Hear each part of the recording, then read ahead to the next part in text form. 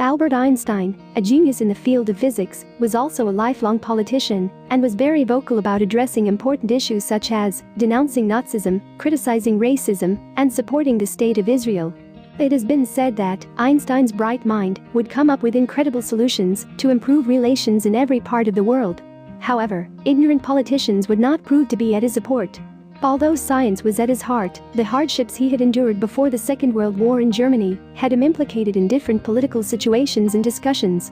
Due to the terrible outcome of the Second World War for his people, that is, the Jewish community, Einstein felt that, as a Jew himself, he should stand up and raise his voice for the Jewish community, as well as for the State of Israel.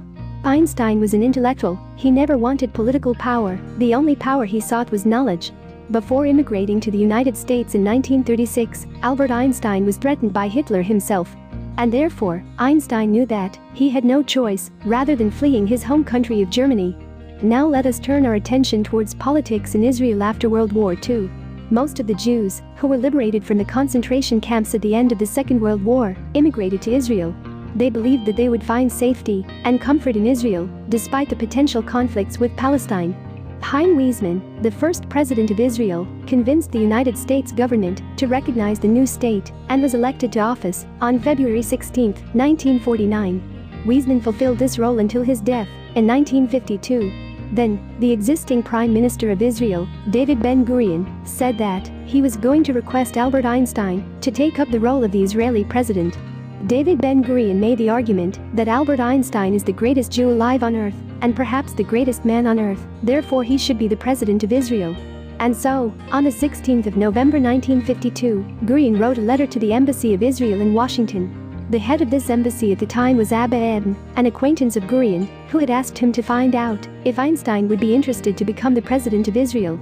If Einstein was interested, he would have to immediately immigrate to Israel so that he could gain his citizenship as an Israeli before he could become a candidate.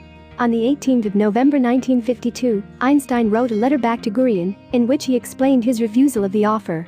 In the letter, he mentioned that he was profoundly moved for receiving the offer, but, at the same time, he felt ashamed that he would be unable to accept it.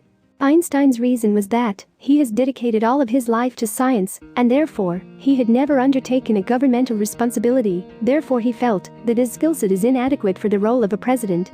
Here is the actual transcript from the letter he wrote. I am deeply moved by the offer of our state Israel, and at the same time sad and ashamed because I cannot accept it.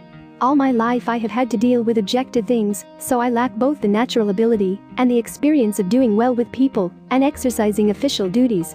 Given these reasons alone, I should be inadequate to fulfill the official duties, even if my old age would not regain my power. I am even more saddened by these circumstances as my relationship with the Jewish people has become the strongest human connection I have ever since I became fully aware of our precarious situation among the nations of the world. However, it has long been speculated that the reasons for Einstein's refusal would have been due to the physicist's doubts regarding the secession in the region for the territorial separation of the Jews from Arabs. Einstein was a pacifist, and in that sense, his vision would be different from that of the people he could have led.